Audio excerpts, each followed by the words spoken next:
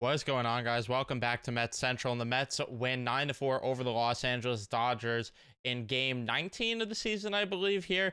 But yeah, with the off day, it threw me off. And I apologize, I don't have the normal graphics set up for today. It's late at night. I'm just not going to be doing that right now at all. I want to get this video up and get my ass to bed. So we're going to talk about the game, though. Before we do, leave a like here if you enjoy. Subscribe if you guys are new, especially if you're Met fans. And turn on your notifications so you know when I upload or go live.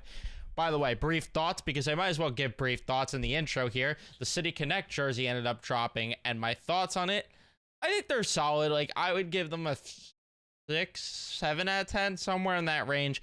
I think they certainly could have done better, especially because there were some concepts that I liked more. And I wish it'd say Queens across the front. That's my biggest gripe with it. But I don't hate the idea. I like some of the details in there, like with the pinstripes being train tracks and some of the hints with the subway, all that other stuff, and then the sidewalk details. I'm not going to spend too much time talking about the jersey because you guys are here for the game, but I wanted to give my brief thoughts on the jersey since it is relevant news. But let's talk about the game, because this game was absolutely nuts, and it pissed me off a little bit at times, obviously, because of the fact that it ended up being tied when it really shouldn't have. Joey Wendell, I thought that he was about to, if they lost this game, Joey Wendell would be getting it heard from me and many other Met fans, but luckily that's not the case for his sake. But I still don't see what he brings to the roster at all. I'm sorry, I don't see it. Like, Zach Short's a better player, and even defensively, like, Zach Short's better, and the only reason this game was close at any point was because of the fact that Joey Wendell cannot play third base, which we'll get to it, though. The first inning, there was a dud on both sides. Both went down in order. But the second inning, DJ Stewart with a home run. Could you call this guy Kyle Schwarber? Because I swear to God, the low batting average, the high OPS, the clutch hitting, the walks, DJ Stewart, all of a sudden, winning me over. Winning me over, that's all I could say. I'm not going to get too excited over a hot streak yet, because we saw it last year, and then he started off the season slow. If this is who he is, though, I'm all aboard the DJ Stewart train here. Francisco Alvarez then would have to leave the game and got hurt after stealing a bag, and it was kind of awkward the way that he did. Or no, he got on base. There was a throwing error by Will Smith, and that allowed him to go to second. But again, he got hurt there on the play and left the game, which sucks. And I hope that he ends up being okay, because we know that there was a little bit of an issue when he got hit with the bat, and then that other stuff that happened when he stole a base. And then Harrison Bader with a single too, an RBI single, making it 2-0. Harrison Bader's been clutch lately. And then the third inning, the Mets just continue to pounce on the Dodgers, getting 3 runs. Pete Alonso with a single, an RBI single, and then a sacrifice fly from DJ Stewart, since he's just been unbelievable. But yeah, honestly, there was really not a lot to sweat out. I mean, I wish the Mets in the 4th inning pounced a little bit more offensively. You had a double from Bader, and Wendell got his only hit of the game there. And unfortunately, the next 2 guys strike out, Nimmo and Marte. The bottom of the 4th, things got a little shaky for Manaea, but he got out of the jam. Thankfully, he walked Ohtani, struck out Freeman, gets a fly out. Ohtani would get a stolen bag, and then Teoscar Hernandez would end up making it 4-1. We get to the 5th inning, the Mets go down in order, and then the Dodgers in the bottom of the 5th would score as they would get a leadoff double from Pages, and then Taylor would get a walk shortly after, and then Ohtani with an RBI single, because he was really the only one of that top of the lineup that did damage today, which does concern me, because it's going to be tough to limit Mookie Betts and Freddie Freeman to no hits. The fact that they went 0 for 9 combined is wild, and 1 walk between the two.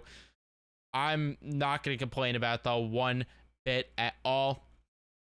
But yeah, then in the bottom of the 6th, Reed Garrett comes in, and it is not by any means his fault at all. This should have been an easy 1-2-3 inning. I'm not going to fault him at all for the fact that he ended up getting screwed there. None of the runs were charged to him, thankfully. But you had a terrible error by 2 terrible errors by Joey Wendell.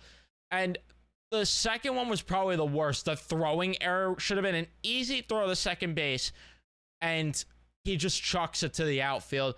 That was horrible. And then you get a hit by a pitch. Muncy comes up the pitch hit, strikes out, and then Chris Taylor, though, of course, gets an RBI to tie the game up. But the Mets, they've been a team that punches back, and Daniel Hudson, they've had that guy's number quite a bit, it feels like. Maybe I'm wrong there, but Marte would get on from an error there, and then he would steal a bag because the Mets are running the bases great, and then Lindor with a home run from the left side of the plate to make it 6-4. Love to see that. Hopefully that gives him confidence, and the way that he was showing emotion between that and then later in the game as well, when there was that challenge and they ended up having the call stand, he was getting all giddy in the dugout. I love seeing the emotion that Lindor is playing with right now, and listen, he could turn things around and keep this going.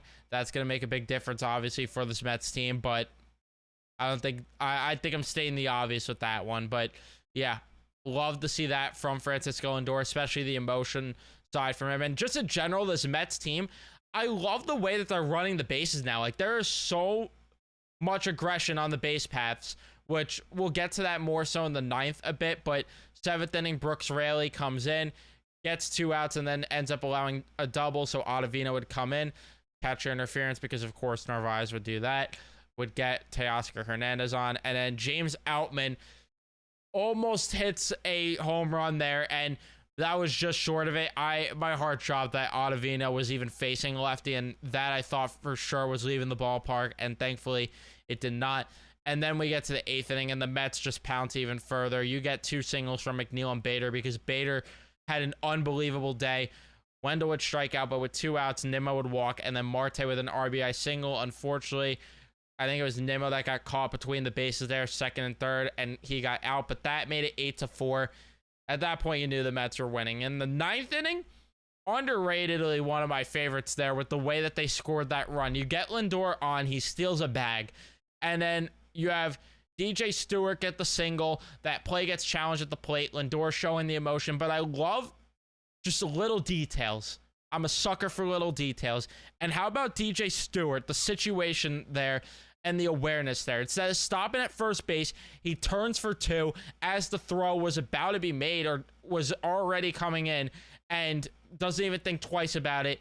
Gets the double there, or it's a single, but he ends up getting the second there on that play because he hustled it out and he was moving it out of the box and read the play well, showed some aggression. I'm loving the way this team's running the bases. And then Diekman had a bit of trouble walking some batters, but still not too bad. And I love what the pitching gave, all things considered. Reed Garrett was put in an unfortunate situation to where he got charged with a blown save, even though he shouldn't. Like, those were errors there, which makes no sense. How does he get charged with a blown save, yet none of the runs are earned runs? Gotta love baseball. But Manaea, well, he gave an okay outing. I wish he could have kept the pitch count down, but that's been the story of this team, is that you look at the stat lines and it's like, oh, 2 earned runs isn't bad, 4 hits isn't bad, 3 walks a little high, but how did he only go 5 innings? And then you realize that it's always just guys grinding out at bats against these teams. But Manaea gave a good 5 innings, I would say. This is the type of start that I expect from him. Raley looked pretty good. Probably his most shaky outing, which you could argue, but even then, not really at all. But that's how good Raley's been. Ottavino scared me a bit with the Outman at bat. Solid. And then Diekman, of course, like I mentioned, walked a couple batters. And then you get to the lineup. Nimmo, unfortunately, with an 0-4 with 3 strikeouts. Wendell were the 2 underperformers. Him and Wendell, I should say. Then you get to, well, outside Narvaez, too, went 0-4. But Harrison Bader, 4 for 5 with a stolen bag there. Unfortunately, struck out, but got an RBI. Love what Harrison Bader brought, and the way that he plays defense, too. Did Stearns bring the cheating lab here? Oh, I love it. And then DJ Stewart, 2 for 4. He's been unbelievable lately. Lindor with a great game. Marte going 2 for 5. Alonso, 1 for 5 with 2 strikeouts. He maybe want a little better, but I'm loving the way that this team's playing baseball right now. I just am so in love with this. 5 in a row, and it's just fun to watch this team.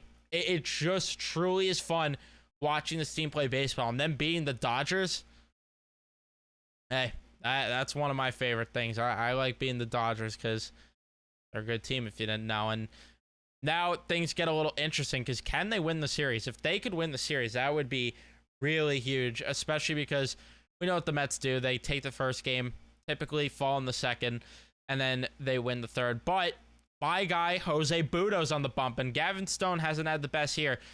Hopefully you could take advantage of that. And then the third game's actually kind of not in their favor because Hauser hasn't pitched well, and then James Paxton has pitched well because he goes to the Dodgers, and of course he's pitched well there because Andrew Heaney pitched good there, and Tyler Anderson, and then those guys have sucked ever since they left the Dodgers. So that's just what it is with them. The Dodgers are going to Dodger.